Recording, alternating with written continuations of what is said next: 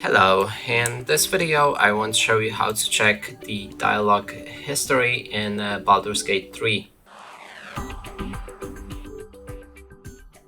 And to do this, first you'll need to open your journal, and you can do it by clicking on a J on your keyboard or right here under the minimap. Now in the top we have the dialogue.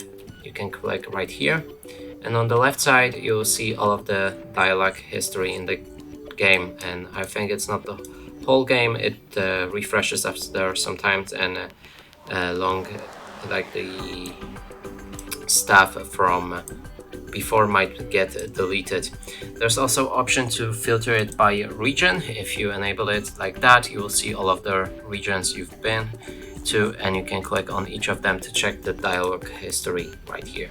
And that's it for this video. Hope you like it. Please consider subscribing to our channel, leave a like and a comment below.